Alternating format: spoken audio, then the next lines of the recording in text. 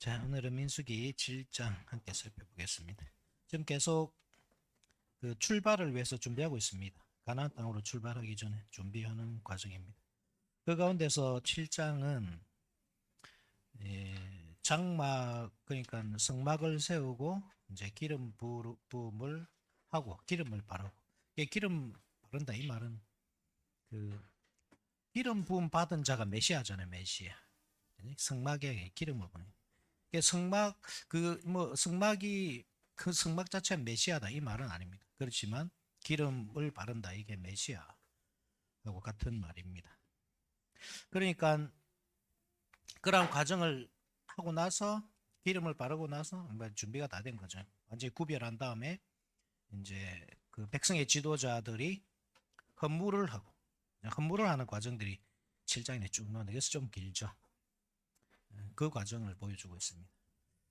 자, 1절 한번 봅시다. 모세가 장막 세우기를 끝내고 그것에 기름을 발라 거룩히 구별하고, 장막에다 기름을 바르죠.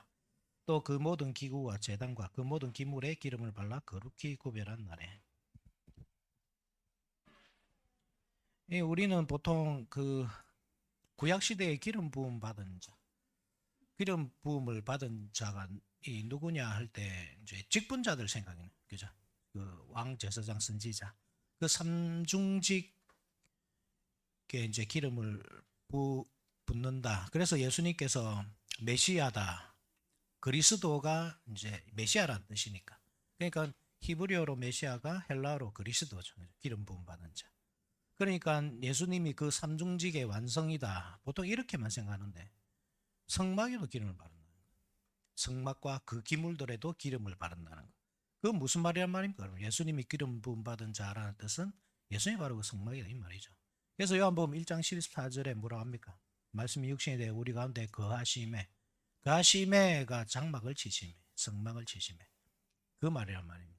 그래서 요한복음을 잘 보시면 이 그 광야 시절을 떠올리도록 하는 그 구조로 딱 진행이 되거든요. 2장에 보면 예루살렘에 올라가신데 이 예수님께서 예루살렘에 올라가시는 그 그 과정을 보면 4번을 올라갑니다. 4번을 요한복음에서 2장, 5장, 7장, 11장 4번을 올라가는데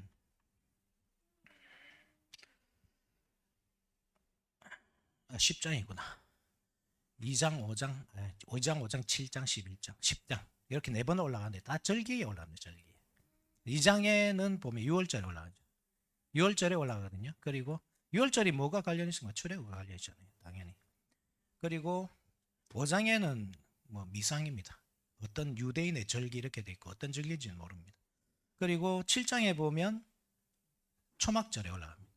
그래서 누구든지 목마르거든 다 내게로 와서 마시라 이렇게 하잖아요. 초막절 큰 날에. 이건 말씀 기억나죠? 11절은 수전절에 올라갑니다. 수전절에. 성전이 봉헌된 그날 수전절에 올라갑니다. 이게 5장, 그래서 5장을 보면 순서적으로 보면 알 수는 없지만 이게 좀 사실 알 수 없는 것을 밝혀내기가 좀 쉽지를 않고 또 알 수 없기 때문에 이 학자들 간에 논쟁도 많이 되는 그 장면이거든요. 5장이. 그러면 5장이 어디일까? 그래서 뭐 6월절이라 하는 분들도 있고 뭐 의견이 분분하지만 제가 볼 때는 오순절로 보는 게 더 나을 것 같습니다. 근데 순서상 다 그렇습니다. 6월절, 오순절, 초막절 이렇게 그 순서로 딱 되어 있습니다. 5장 요한복음 5장 한번 볼까요?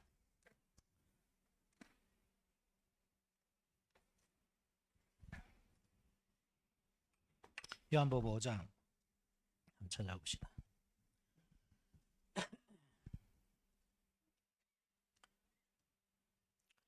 요한복음 5장 찾으셨습니까? 1절 같이 읽어봅시다. 시작.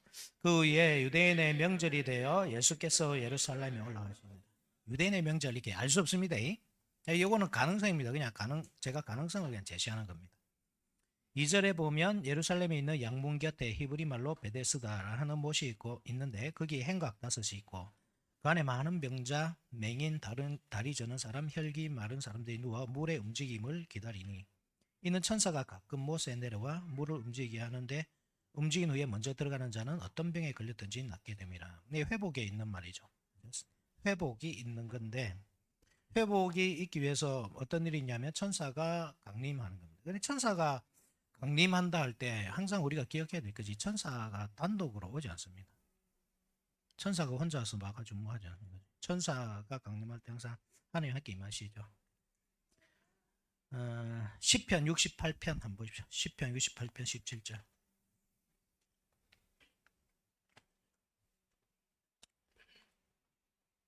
시편 68편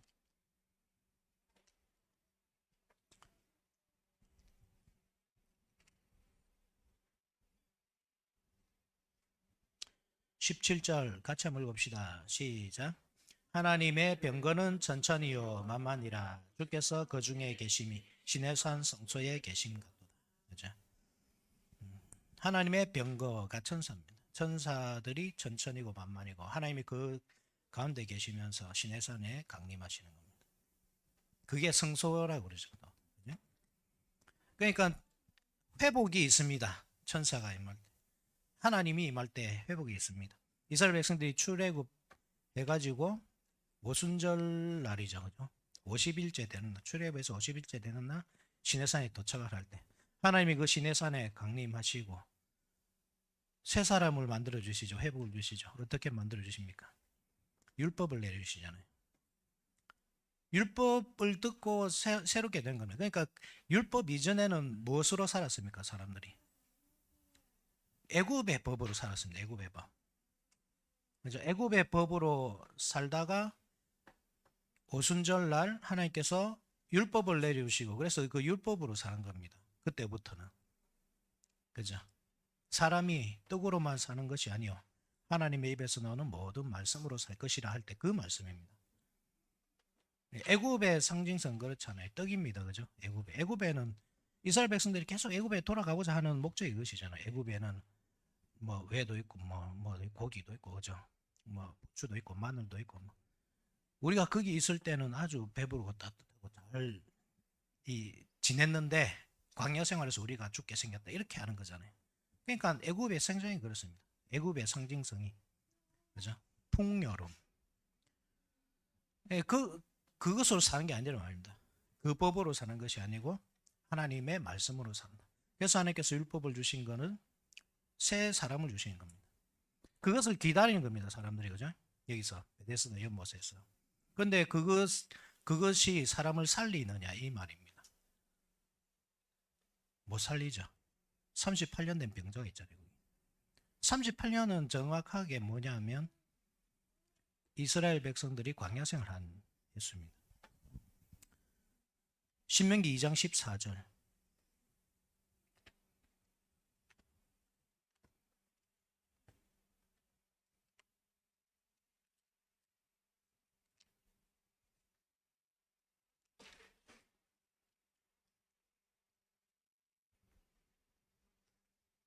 (2장 14절) 가데스 바네아에서 떠나 세레 시너를 건너까지 38년 동안이라. 그죠? 뭐 연결이 안 됩니까? 38년 동안 이스라엘 백성들이 율법으로 살았지만 사실 그것으로 산다고 했지만 실제적으로 살 수 있었냐 이 말입니다. 그 예전이 병자죠. 그대로죠. 옛사람 그대로죠. 그 율법을 누가 고쳐줬습니까? 예수님께서 오셔서. 그죠? 이 법은 그렇습니다. 법칙은 우물에 들어가야 됩니다. 그 연못에 들어가야 됩니다. 그래야만 나음을 있습니다. 그게 법입니다. 그렇지만 예수님은 그 모든 법을 무시하죠. 그냥 말씀으로 낫게 하시잖아요. 그죠? 그렇게 하시고 한참 율법을 어겼느니 안 어겼느니 유대인들과 논쟁을 하시다가 19절 이하에 보면 새로운 법을 주시는데 그것이 복음이잖아요. 그죠?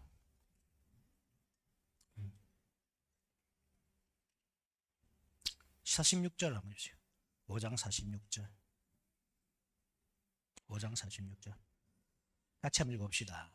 요한복음 5장 46절. 시작. 모세를 믿었더라면 또 나를 믿었으리니 이는 그가 내게 대하여 기록하였습니다. 율법이 결국 가르친 게 무엇이냐 이 말입니다. 오순절날 이스라엘 백성들에게 주신 그 회복의 율법, 하나님의 입에서 나오는 모든 말씀으로 산다고 할 때 말씀하신 그 말씀, 그 율법이 무엇이냐? 말씀이 육신이 되어 우리 가운데 거하심에. 예수 그리스도는 예수 그리스도. 그러니까 하나님께서 말씀하시고자 하는 것은 그것이었습니다. 네가 38년 동안 너를 그 안에 넣어줄 사람이 없었다. 아무도 도와줄 사람이 없습니다. 결국 자기가 살기 위해서는 자기 힘으로 가야 됩니다. 근데 불가능하죠. 38년 동안 노력했지만 불가능한 겁니다. 그죠? 근데 그것을 한 방에 딱 해결해 주시는 예수님께서. 예수님이야말로 참된 복음이란, 참된 율법이란 말입니다. 하나님의 말씀. 모세가 그것을 가르쳐 주었다 이 말입니다. 정확하게는 알 수 없습니다. 유대인의 명절 이게 6월절인지 오순절인지. 근데 오순절로 봐도 전혀 이상이 없습니다. 그래서 저는 순서상 이래 보는 게 나을 것 같습니다. 2장의 6월절, 5장의 오순절, 7장의 초막절, 이렇게 3대 절기. 그 3대 절기에 예수님께서 다 예루살렘에 올라가셔서 복음을 전가하시고 예수님께서 그 절기의 주인이심을 나타내시는 그 순서입니다. 예수님께서 그 장막으로 오셨다. 메시아, 그죠? 이 장막에 기름을 바른, 이 기름을 발랐다 이 말은 이제 완전히 성결하게 되고 이제 출발 준비가 된 겁니다. 지금 무엇을 하기 위해서 가죠? 예, 전쟁하러 가는 거야, 그죠? 가나안 땅을 정복해서 뭘 하죠? 원수들을 다 이렇게 머리를 깨고 다 죽입니까? 아니죠. 예, 복음으로 정복합니다. 시편 110편 1절 지난주에 살펴봤잖아요. 너는 내 원수로 내 발판이 되게 해야지. 옛날에는 발등상이라고 돼 있었는데 옛날 성경이 계속 기억나지. 내 발판이 되게 해야지. 너는 내 우편에 앉아 있어라 할 때. 그 발판이 언약궤 뚜껑이라 했잖아요. 언약궤 뚜껑. 그러니까 언약 안으로 다 끌어들이는 것이 하나님의 전쟁입니다. 복음의 전쟁. 요한복음에서 예수님이 바로 그분이심을 나타내는 겁니다. 그 출발이 1장 14절 장막을 치심에. 그게 이 7장 1절과 연결되는 겁니다. 그래서 출발해서 계속 정복해 가는 겁니다. 절기들을 통과하면서. 7장 8장을 오늘 다 살펴볼 수 있을지 모르겠는데 어쨌든 8장 지나고 9장 보면 6월절입니다. 한번 보십시오. 9장 사흘 넘겨가지고 한번 보십시오. 6월절입니다. 예수님이 1장의 14절에 장막을 치시고 2장의 6월절날 예루살렘에 들어가시고, 그죠? 연결이 되죠?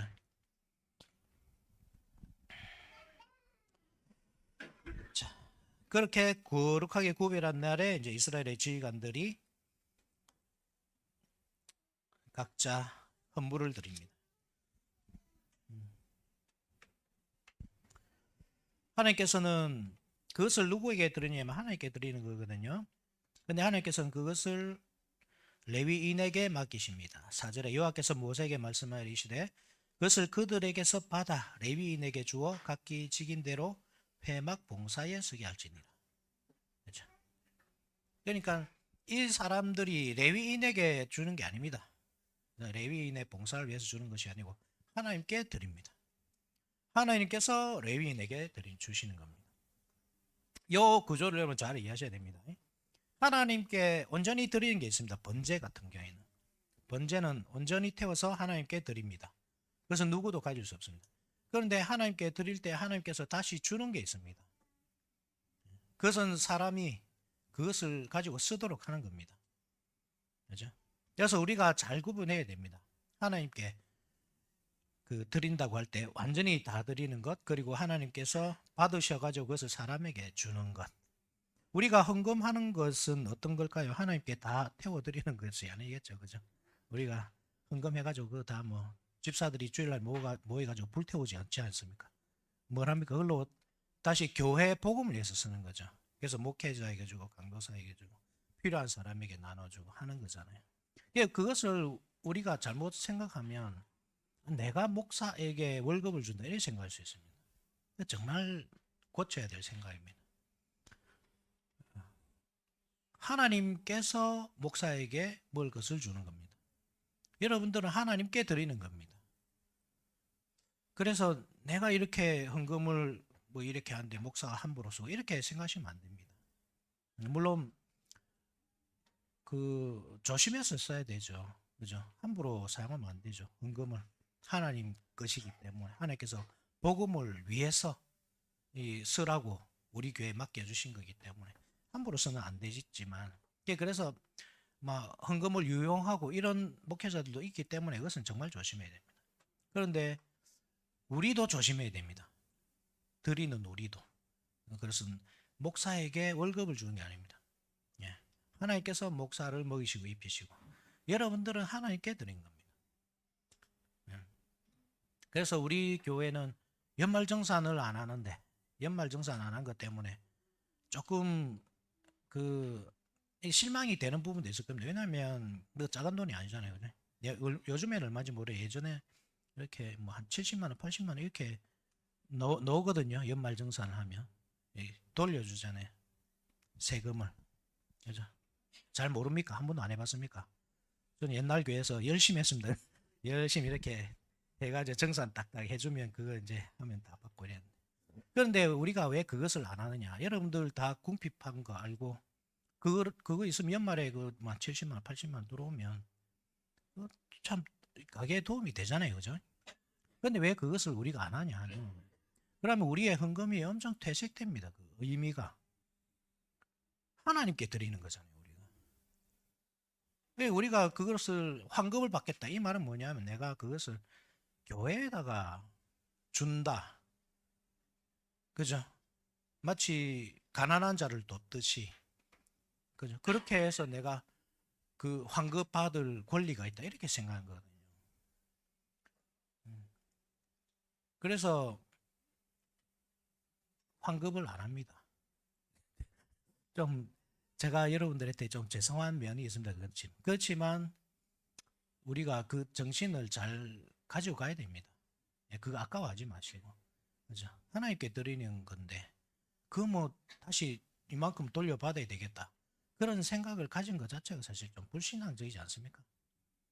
다른 교회를 비난하고자 하는 것이 아니고 우리 교회만큼은 좀 그렇게 했으면 좋겠다는 생각입니다. 혹시 뭐 더 좋은 생각이 있으면 저한테 알려주십시오. 이렇게 하면 더 하나님께 영광이 됩니다 하는 생각이 있으면 제가 얼마든지 바꾸겠습니다. 생각은. 그렇지만 제가 아무리 생각해봐도 하나님께 드린 것을 가지고 다시 환급을 받는 것은 아닌 것 같아요. 자, 계속 봅시다. 그래서 모세는 수레와 소를 레위인에게 줍니다. 7절 보시면 곧 게르손 자손들에게는 그들의 직임대로 수레 둘과 소 4마리를 주고 머라리 자손들에게는 그들의 직임대로 수레 4과 소 8마리를 주고 뭐 2배로 주네. 머라리 자손에게는. 그죠? 제사장 아론의 아들 이다말에게 감독하였습니다. 그런데 이게 게르손과 머라리에게 수레와 또 소를 이렇게 주는 것은 의미가 있습니다. 왜냐하면 그들은 무거운 것을 옮겼잖아요. 장막과 기둥과 널판과 이런 것들, 무거운 것들을 옮기기 때문에 이렇게 어깨에 짊어지고 가기 힘들죠. 그래서 수레에 실도록 하셨습니다. 9절 고아 자손에게는 주지 아니했으니 그들의 성소의 직임은 그 어깨로 매는 일을 하는 까닭이랬더라. 이게 중요하죠. 그죠? 고아 자손에게는 안 줬습니다. 왜냐하면 그들의 직임은 어깨로 매는 일. 단순히 가벼워서 그렇다 이 말이 아닙니다. 고앗은 가벼운 것, 하나님의 언약궤죠. 언약궤를 옮기는 일이기 때문에 수레가 필요 없었다. 이것을 말한 것이 아닙니다. 그 직임이 어깨에 많은 일이다. 이 말입니다. 그게 뭔 말입니까? 이것은 하나님의 언약궤는 반드시 어깨로 메고 이동해야 된다. 이 말입니다. 실수한 사람이 있었죠. 옛날에. 누가 있습니까? 다윗. 다윗이 하나님의 언약궤를 예루살렘에 옮기려고 하다가 어떻게 합니까? 최선을 다합니다. 자기가 레위인들 치에서 막 이렇게 노래도 부르고 음악도 막 하고. 그죠? 그리고 수레도 새 수레 완전히 새로 만든, 오늘날로 따지면 그랜저에다가, 그죠? 이게 하나님의 언약궤를 딱 모시고 그렇게 딱 끌고 온 겁니다. 소들이 막 갑자기 뛰었어요. 그래서 그것을 몰던 우사가 이 언약궤가 떨어지면 안 되니까 다니엘 큰일 나게 딱 잡았어요. 근데 하나님께서 치시어가지고 습니다. 그래서 베레스 우사 이랬는데 베레스가 터뜨리다 이 말이거든요. 그 유다의 며느리 다말의 아들이 베레스잖아요. 기억납니까 혹시? 베레스. 베레스가 놓을 때 어떻게 놓습니까? 터뜨리고 나오죠. 그래서 왜 네가 터뜨리고 놓느냐 해서 베레스입니다. 그러니까 베레스 우사 이 말은 뭐 말이냐? 우사가 터져서 죽었다 이 말입니다. 폭사입니다. 폭사. 비참하게 죽었습니다. 그래서 다윗이 언약궤를 드리지 않습니다. 그러다가 다른 집에 놔두는데 하나님께서 그 집에 복을 주셨다 하는 것을 듣고 다시 옮기는데 그때 회개하죠. 그죠? 역대상 15장 한번 봅시다. 역대상 15장.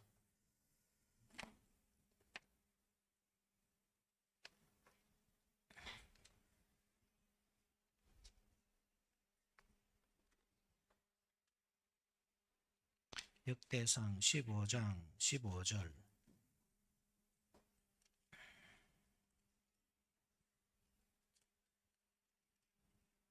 15장 15절. 13절 한번 봅시다. 13절부터. 13절 같이 읽어봅시다. 시작. 전에는 너희가 매지 아니하였으므로 우리 하나님 여호와께서 우리를 찢으셨으니 이는 우리가 규례대로 그에게 구하지 아니하였습니다. 15절에 시작. 모세가 여호와의 말씀을 따라 명령한 대로 레위 자손이 채에 하나님의 궤를 꿰어 어깨에 매니라. 반드시 어깨에 매는. 이 무슨 차이가 있습니까? 어깨에 매는 것하고 수레에 실는 거하고. 뭐 하나님은 이 디테일에 신경을 쓰실까요? 그죠? 이게 뭐냐면 왜 이런 디테일에 신경을 쓰시느냐 하면 그 자체가 바로 계시이기 때문입니다. 보이는 계시. 하나님의 계시는 말로 하는 계시도 있지만 눈에 보여주는 계시도 있습니다. 그래서 호세아가 참 이상한 행동을 하잖아요. 창녀와 결혼하잖아요. 창녀와 어떻게 결혼합니까? 선지자. 거룩한 선지자가. 그죠? 하나님의 율법에 이스라엘 백성들은 절대로 창녀와 결혼하면 안 된다는 법이 있잖아요. 딸이 창녀가 돼도 안 되지만 남자들은 창녀와 결혼하면 안 됩니다. 근데 하물며 선지자가 기름 부음 받은 선지자가 창녀와 결혼하면 됩니까? 안 됩니까? 안 됩니다. 그런데 하나님께서 하라고 하십니다. 왜냐하면 그 자체가 계시기 때문에 보여주는 계시. 그러니까 이스라엘 백성들이 바로 창녀다 이 말입니다. 연극을 하신 거죠. 연극 그죠? 호세아는 하나님의 역할, 고멜은 이스라엘의 역할. 그래서 이 고멜 같은 이스라엘이 그렇게 창녀짓을 해도 하나님께서 얼마나 오래 참고 기다려 주시는가. 그리고 어림받은 자손 같은 그 자식들을 다시 품어주실 것이라는 안미로 안미가 안미가 되고 내 백성 아닌 자가 내 백성이 되고 긍휼이 입지 못했던 자가 긍휼을 입었다. 어디 말씀입니까? 로안미가 안미가 되고 로루하마가 루하마가 되죠. 그 표현이 바로 베드로 전서. 너희가 전에는 내 백성이 아니었더니 이제는 내 백성이요. 전에는 긍휼을 입지 못하였더니 이제는 긍휼을 입은 자니라. 베드로 전서가 몇 절이죠? 바로 이 말씀이 성취된 겁니다. 그죠? 계십니다. 네. 2장 몇 절? 2장 10절. 베드로전서 2장 10절. 그 호세의 말씀이 성취되었다. 이거 베드로가 알립니다. 그러니까 보십시오. 왜 하나님께서 이 디테일에 신경 쓰시고 뭐 수레에 실은 거 그것도 뭐 대충 이 소몰던 그런 농사 짓던 수레에 실은 것도 아니고 새 수레에 딱 실어가지고 그게 정성껏 했는데 그래도 하나님께서 그렇게 진노하시느냐? 그 자체가 계시기 때문에 그렇습니다. 어깨에 매는 것. 왜 어깨에 매는 것이 계십니까? 원래 언약궤는 여러분 언약궤는 그러니까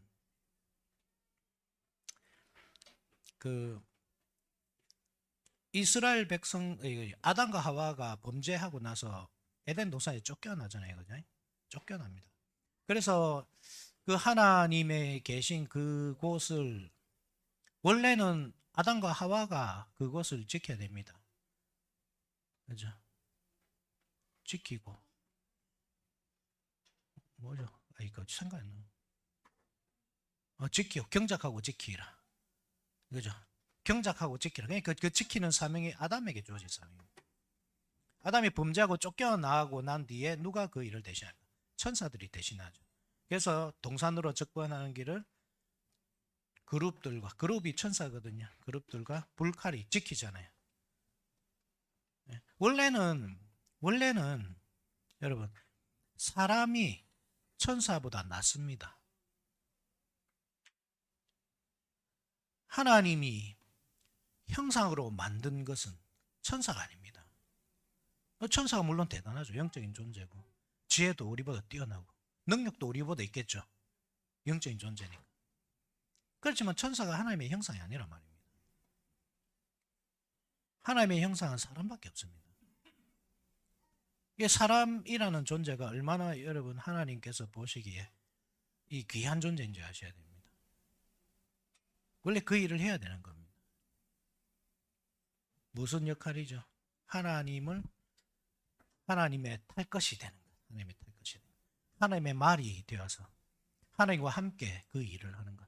하나님께서 다 하실 수 있지만 특별히 사람을 불러주신다고 했죠. 호의라고 했죠. 하나님께서 베풀어 주시는 호의. 하나님의 일에 쓰이도록 하는 것. 그 일에 사람을 초청하는 겁니다. 탈 것이 되어서. 원래는 하나님께서 시내산에 임재하실 때 아까 봤잖아요. 시편 61편에 그죠? 하나님이 천사들과 함께 그죠? 천만 천사와 함께 임재하시지만 천사들을 타고 임재하시지만 이 사람을 타기를 원하시는 겁니다. 사람을 타고 함께 임재하시는 겁니다. 어디로? 가나안 땅으로.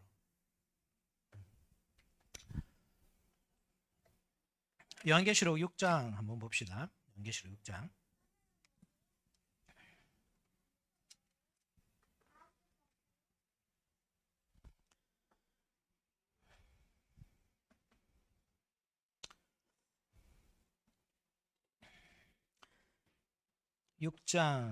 요한계시록 6장 1절 2절 제가 한번 읽어보겠습니다. 내가 보매 어린 양이 7인 중에 하나를 떼시는데 그때 내가 들으니 내 생멸 중에 하나가 우울의 소리같이 말하되 오라 하기로 이에 내가 보니 흰 말이 있는데 그 탄자가 활을 가지고 멸관을 받고 나가서 이기고 또 이기려고 하더라.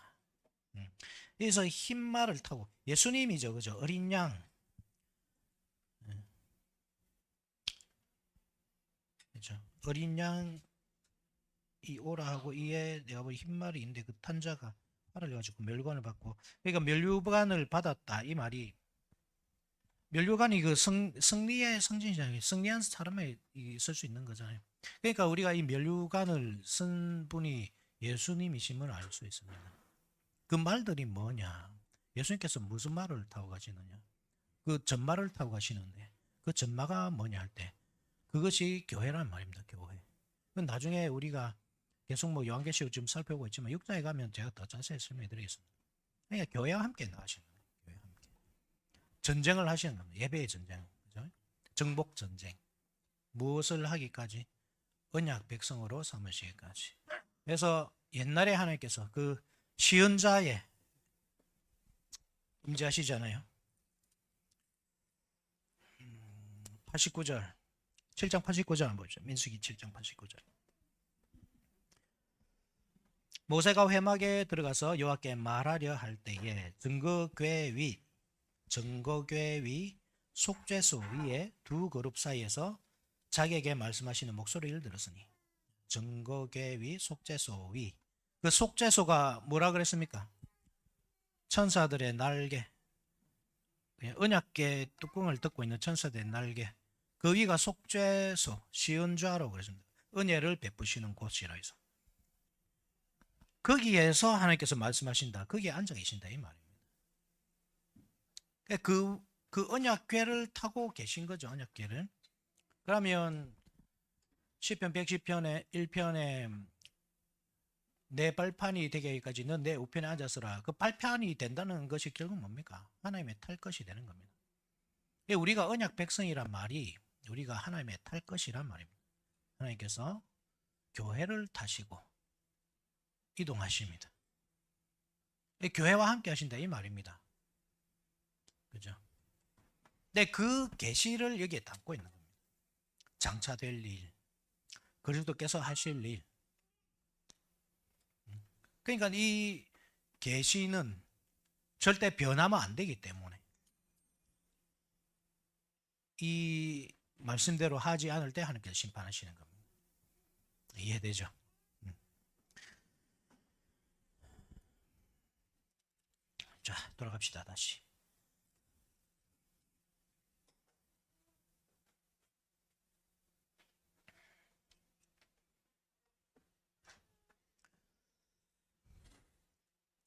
(10절에) 제단에 기름을 바르던 날에 지휘관들이 제단의 봉헌을 위하여 제물을 가져다가 그 헌물을 제단에 베드리니라. 제단에 기름을 바르던 날에, 그러니까 하나님께서 이제 구속 역사를 시작하는 겁니다. 그죠? 시작하시는 겁니다. 마치 요한복음 1장 14절에 그죠? 예수님께서 시작하시듯이 딱 시작한 겁니다. 그 응답으로 지휘관들이 예물을 드립니다. 그죠? 봉헌으로 응답합니다. 그것으로 이제 하나님의 그 복음 사역을 위해서 사용하시라 이 말이죠. 그래서 그 똑같은 말이 계속 반복됩니다. 이제 12절부터 17절, 18절부터 23절.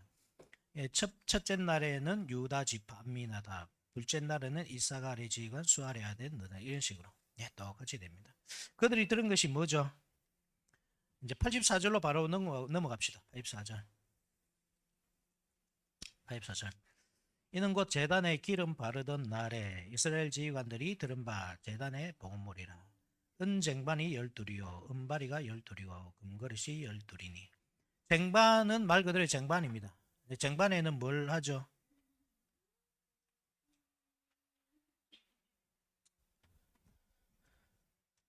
쟁반에는 뭐가 있습니까?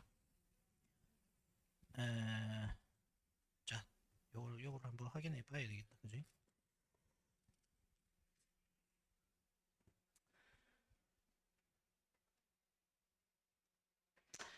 자, 13절 한번 봅시다. 13절. 13절로 다시 넘어가지고 그의 헌물은 성소의 세겔로 130세겔 무게의 음반 하나와 70세겔 무게의 음발이 하나라. 이 두 그릇에는 소재물로 기름 섞은 고운 가루를 채우고 소재물을 채웠죠. 소재물. 소재가 뭡니까? 곡식으로 드리는 제사. 곡식으로 드리는 제사의 의미, 레위기에서 우리가 5 제사를 살펴봤죠. 5대 제사를 살펴봤지만 소재 의미는 뭐라 그랬습니까? 선물. 하나님께 드리는 선물. 그죠? 기억나죠? 기억하셔야 됩니다. 그리고 14절에 또 13개의 무게의 금그릇 하나라. 그것에는 향을 채웠고 금그릇에는 뭘 채웠습니까? 향. 그죠? 향을 채웠습니다. 쟁반 말 그대로 뭐냐 하면 우리가 알고 있는 그 오봉입니다. 오봉. 그죠? 오봉에다 뭐 오봉은 넓게 생겼죠. 거기다 뭘 담습니까? 이렇게. 여기에 소재를 담도록 되어 있는 겁니다. 바리 처음 들어봤죠? 바리. 그죠? 금바리. 바리 하니까 무슨 의미죠? 바리 뭐냐면 대접입니다. 대접. 큰 대접. 이 대접에는 보통 그 액체를 담아서 뿌리는 정도입니다. 그래서 이 바리라는 말 자체가 어디에서 나온 말이냐면 던지다, 뿌리다 이 말에서 나온 말. 던지고 뿌리고. 그러니까 바리 이 대접에다가 국을 담잖아요. 우리가 그죠? 그것처럼 포도주를 담거나 짐승의 피를 담거나 해서 그래서 뿌리는. 그리고 그릇은 원래 이게 카프입니다. 카프 하면 손바닥. 우리 아이들 다 뭐 기억나죠? 그죠? 히브리어 옛날에 다 배워가지고 손바닥 카프. 그러니까 그릇이 요만하니 요만하다 이 말입니다. 예, 거기다가 향을 채운 겁니다. 그러니까 한번 봅시다. 이 소재 제사죠. 그죠? 그리고 피 뿌리는 것. 소재는 헌신, 그죠? 피 뿌린 것, 이게 희생. 그리고 향은 하나님께 올려드리는 완성. 그죠? 요 세 가지가 그 제사의 모든 요소가 여기 다 들어있는 겁니다. 헌신하고 희생하고 올려드리고 완성하고 요까지. 바리가 좀 어려운 말인데 요거를 잘 기억하십시오. 대접입니다. 바리는 대접. 그렇게 다 드렸을 때 이제 89절 아까 읽어보았지만 89절 우리 같이 한번 읽어봅시다. 시작. 모세가 회막에 들어가서 여호와께 말하려 할 때에 증거궤 위 속죄소 위에 두 그룹 사이에서 자기에게 말씀하시는 목소리를 들었으니 여호와께서 그에게 말씀하심이었더라. 여호와께서 이제 거기 회막에 임재하셔서, 그죠? 지성소 증거궤 위 언약궤 위에 임재하셔서 그 백성들을 다스리기 시작하는 겁니다. 그리고 8장에 바로 그 말씀이 무엇이냐? 8장 2절에 아론에게 말하여 이르라. 등불을 켤 때에, 이렇게 말하는 겁니다. 등불. 다른 걸 말 아닙니다. 그죠? 지성소에서 등불을 말합니다. 성소에 있는 거죠. 등불은. 성소에 뭐가 있습니까? 진설병. 그죠? 진설병과 등대와 분향단. 이 세 가지 있습니다. 근데 다른 건 말 안 합니다. 등불만 말합니다. 왜 등불만 말하겠습니까? 하나님께서 지켜보신다.